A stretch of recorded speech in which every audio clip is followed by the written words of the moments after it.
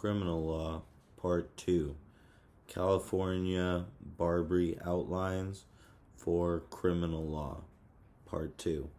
Essential Elements of a Crime. Elements of a crime.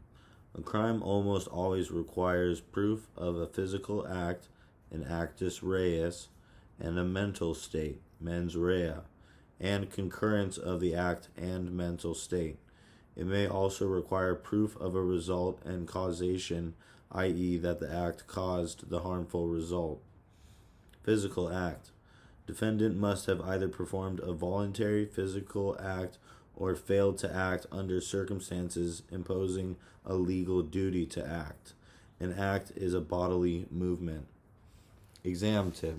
Remember that the act must be voluntary. In the past, the bar examiners have set up very unlikely scenarios to test this point, e.g., they have an unconscious person shoot a victim. Don't be fooled by these artifacts. If the facts tell you that the defendant was unconscious, the act was not voluntary, and thus defendant cannot be convicted of a crime based on this act. The only exception to this rule would be if the defendant knew he was likely to become unconscious and commit the act, but this situation would have to be presented in the facts.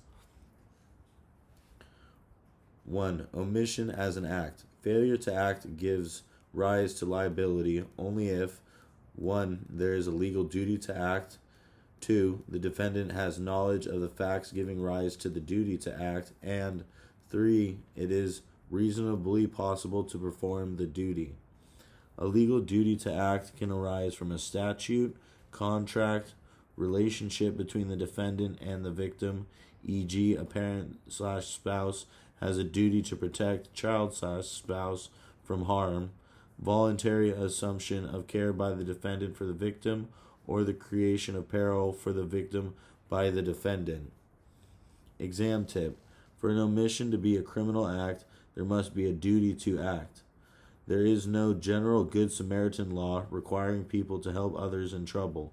Thus, a defendant is not liable for the failure to help or rescue another person unless he has a duty to do so, no matter how easy it would have been to render help.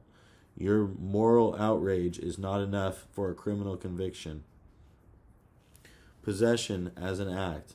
Criminal statutes that penalize the possession of contraband generally require only that the defendant have control of the item for a long enough period to have an opportunity to terminate the possession.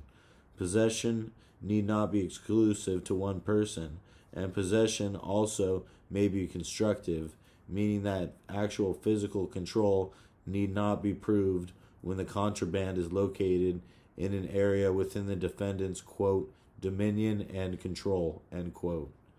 State of mind requirement.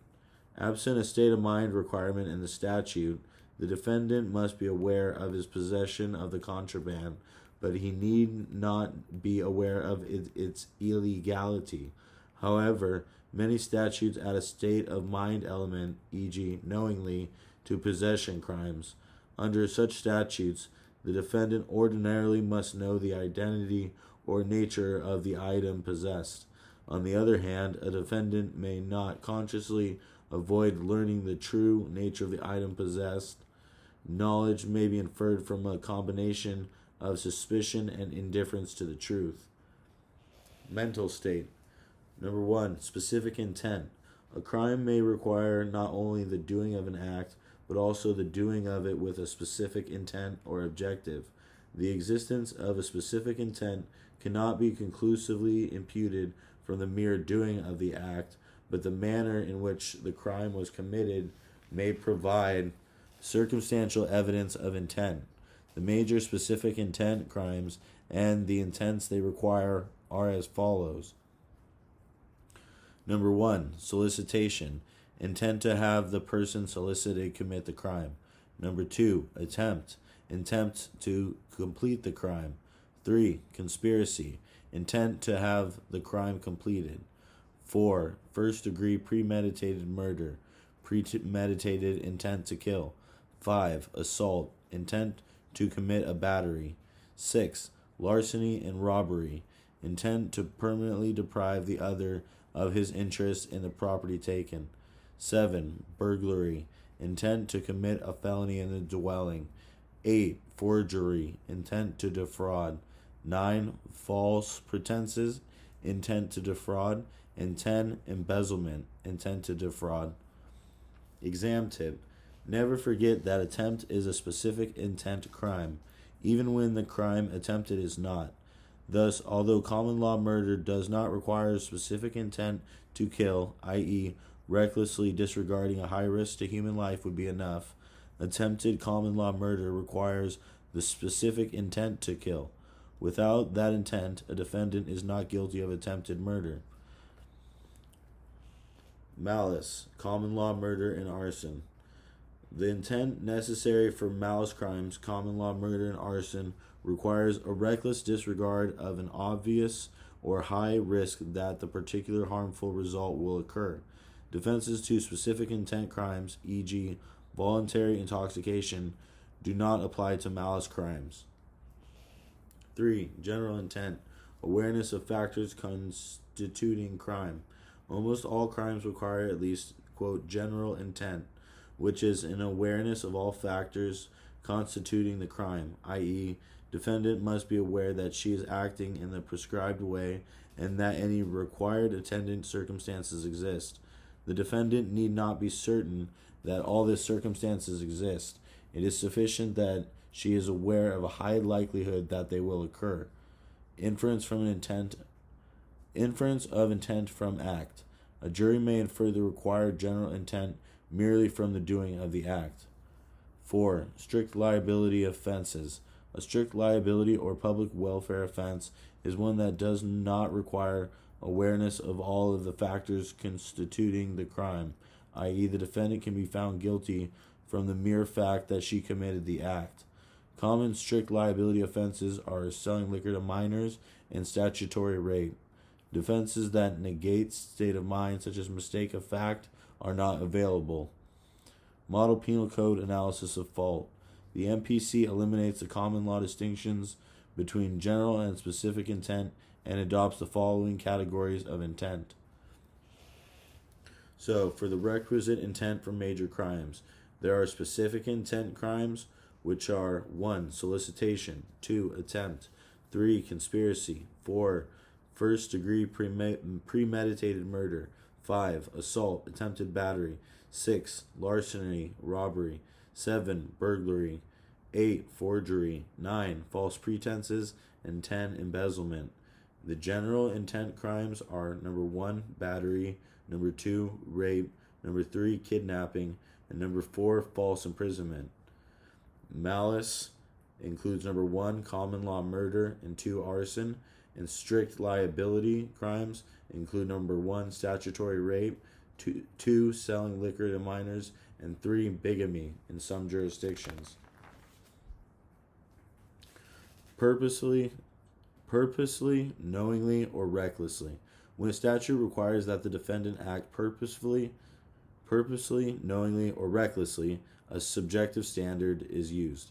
1. Purposely.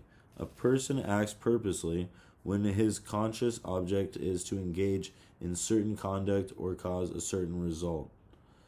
Knowingly. A person acts knowingly with respect to the nature of his conduct when he is aware that his conduct is of a particular nature or that circumstances exist. Also, he is deemed to be aware of these circumstances when he is aware of a high probability that they exist and deliberately avoids learning the truth. He acts knowingly with respect to the result of his conduct when he knows that his conduct will necessarily or very likely cause a particular result. Knowing conduct frequently satisfies a statute requiring willful conduct, but note some criminal statutes define willfulness as requiring that the defendant act knowingly and intentionally / purposely. 3. Recklessly. A person acts recklessly when he consciously disregards a substantial and unjustifiable risk that circumstances exist or that a prohibited result will follow, and this disregard constitutes a gross deviation from the standard of care than a reasonable person would exercise in that situation. Recklessness involves both objective, unjustifiable risk and subjective awareness elements. Unless the statute specifies a different degree of fault or is a strict liability offense, the defendant must have acted at least recklessly to be criminally liable. Reckless conduct satisfies a statute requiring wanton conduct. Exam tip.